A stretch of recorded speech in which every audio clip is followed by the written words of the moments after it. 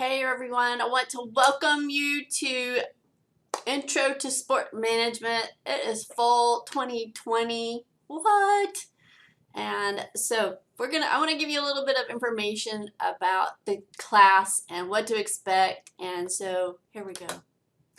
So this is a little bit of course information. Like I said, it's Introduction to Sport Management. This is the introductory class and oftentimes required before a lot of other of our classes. It's a prerequisite. So glad you are in this. This class is going to be online, and so we'll be meeting asynchronously but also synchronously. I have a few interviews that we're doing with another class. I want to include y'all in on that, and so be looking for that. Just to let you know, my office is in Island Hall 374. You're welcome to come and visit, but I would set up an appointment first. My email, misty.kesterson@tmucc.edu. And my office hours are going to be Mondays and Wednesdays, 9 a.m. to 12. You can call, but I will tell you it's better to email. And then I'll have some online office hours as well, 9 a.m. to 12 p.m. on Tuesdays and Thursdays. When we meet, I have a WebEx link that you can contact me at, and it's listed there. So just a little bit about this information. Really, again, this is an introductory to sport management. So we're going to be talking about the operating principles for programs in intercollegiate athletics, professional sports, recreational sports, community sports, and also just interscholastic sports as well. So our objectives for this class are you should be able to define sport management and discuss the scope of opportunities within the sport industry. And I will tell you, it is growing every single day. It's really exciting to see all of the things that are going on. You'll also be able to discuss major challenges confronting the various segments in the industry. And I want you to think about the historical, psychological, sociological, and philosophical foundations of sport. Grasp management and organizational concepts and their application to sport enterprises, and be able to apply information about sport management to diverse populations in an unbiased fashion. And then last but definitely not least, be able to demonstrate critical professional skills. Really important. So some major course requirements. Really, you're going to be evaluated upon your mastery of the course content, the knowledge, and mastery of some selected skills. So really, and talking about those knowledge and skills are going to be evaluated by your written exams or your tests, your course assignments, and other opportunities. So grades are awarded according to the earned percentage of the final maximum point total, which we'll go over here in a moment. So there will be 5 tests. Each test will cover information related to the reading, our discussions, and our case studies, our assignments. All of that will be posted on Blackboard, and you'll see it on the course calendar. Typically, they will go out on Monday, and they are due by Sunday, 11:59 p.m. So you have a whole week. So there's really you have no excuse in not getting it in. It's just a matter of making sure that you get your time taken care of. So you'll find them under course content for that associated week. And typically the test will consist of multiple choice questions, true, false, which are worth 1 point each, and then 3 to 5 short answer questions that are worth 5 points each. So do what you need to do on those. Don't leave those questions unanswered. Answer them. And usually a total is about 40 questions each. So roughly around 55 to 60 points for each test. You'll also have chapter quizzes. These quizzes are related to the readings, the discussions, and the assignments again, and information is posted on Blackboard course calendar. Typically you'll have those each week, and then after 3 weeks then you'll usually have like a full-blown test where you'll have some of these questions that you conquered, but you'll probably have some others as well. And again, you'll find it under the course content associated to that week. Tests are only multiple choice questions, true, false, 1 point each. We'll have some case studies, and these are scenarios that are in a professional context and which you're expected to analyze and respond to, and guided by specific questions that are posed with the situation. And in many cases, the scenario or case study involves several issues or problems that have to be dealt with in a professional workplace.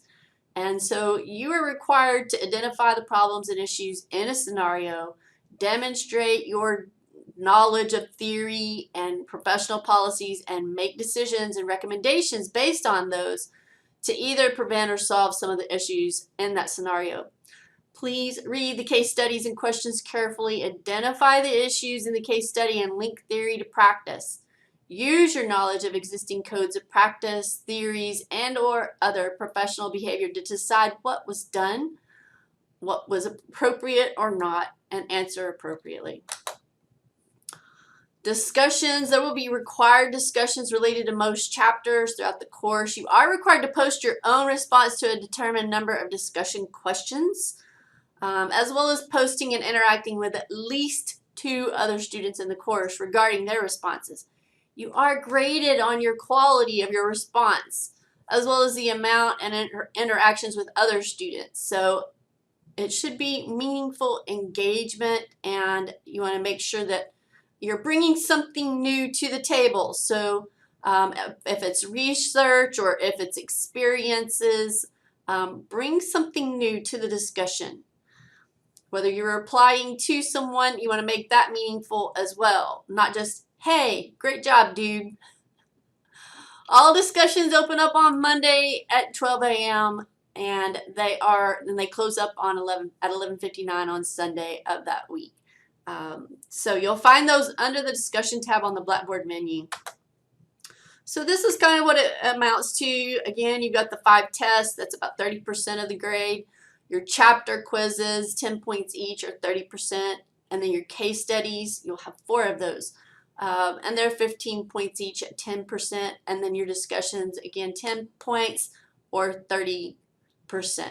So I think that makes up 100%.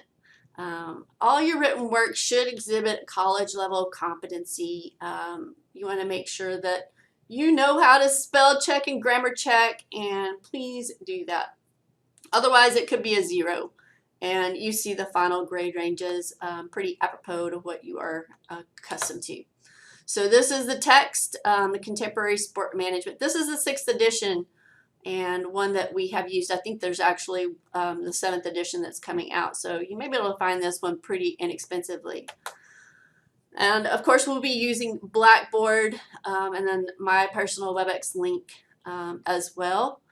Please make sure to check Blackboard periodically throughout the week. I post announcements there, and usually I have the announcements sent to your email as well. That is your TMUCC email. I don't post a lot of email messages through Blackboard itself. It usually goes straight to your email. So anyway, because I find y'all check that more than you do your Blackboard mail. So course policies. Again, this is typically an asynchronous online class, but I will have some not lectures, but some interviews with people in the community that I want to open up to you. This is for another class, but I want to include y'all in on that. So be looking for that. They're typically going to be on Fridays at noon, and I will record them. I'll send you the link, but I think it's good for you if you can come in and meet these people, ask questions, and so I'd like for you to join us. Just some safety information. This is really regarding if you have class on campus. This class is online. They will be having mandatory COVID-19 testing for those of you who have class on campus. You must go between, it was yesterday and September 10th to have these tests done. They're free of charge and really very easy and painless. Highly recommend that you go and get that if you are going to be, you have to, if you're going to be on campus. This class is totally online, so if you're just doing this one class online, then there's no need to do it, except for maybe your information. Please know that late work and makeup assignments, I put out work a week. You have a whole week to work on it, so I really feel like I'm giving you quite a bit of grace with that. They are due when they are scheduled. It is only under dire circumstances in which you have prior permission that from me that it is allowed, and I will tell you that even that's pretty not happening. Anyway, if there are reasons then that are out of your control for not turning something in, then please let me know, and I will work with you to some degree, but it's got to be something really good. So, appropriate classroom behavior. I do expect for you to be present and have an online presence. Communicate. Your discussions are really important. Be involved in the activities of this class. There is an introductory slide that I sent out yesterday. Please participate with that. Let us know a little bit about you. I find it so important just to have a face and a name, and then something fun about you to help me remember and put all of that into context. In our discussions, I do ask that you be respectful and courteous to everyone at all times. And I'm not going to put up with any rudeness or disrespectfulness. We can have discussion in a respectful manner. So, as well, academic integrity is extremely important in an academic content and course. So, with this, please know, yes, I know that there are things that are out there but I will be using Respondus Lockdown for the tests, not necessarily for the quizzes, but for the tests. And so please just do your own work. I don't want to have to go through these, but oftentimes they are a requirement. So on the first part of this is usually a written reprimand about the work. It could be any one of these, a requirement to redo the work, which I'll be honest, probably wouldn't do. Requirement to submit additional work, lowering of the grade on the work in question, assigning a grade of F to the work in question or for the course itself. And there could also be recommendation for more severe punishment. Again, this isn't necessarily the way I like to go, but I understand that oftentimes it is a requirement.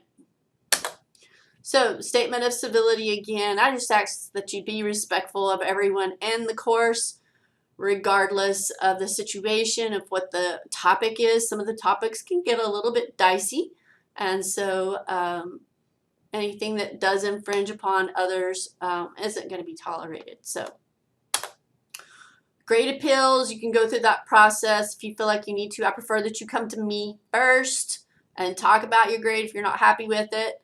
And then Dr. Melrose is the next in line. Typically, I'm able to work things out. And beyond that, this is a grade appeal process. If you have a disability that you need to let me know, then please, again, make that known. And then for civil rights reporting, you know, if you feel like you're being discriminated against for any reason, then you would need to contact Sam Ramirez at, he's our University Title IX coordinator, or Rosie Ruiz. She's the Deputy Title IX coordinator. In the event of an unseen adverse, I mean, this is already online. I don't foresee anything changing with this, but just know that we're going to continue with course online, and I think it'll be fine. And this is our course outline. So you can see this first week this is your review of the syllabus. You've done your introductory slide, I hope. If you haven't, you've got a few days to do that. We are covering chapter 1 of managing sport. There is a quiz that's due and a discussion, and I'm looking forward to visiting with you guys, and I hope you have a great day. Take care.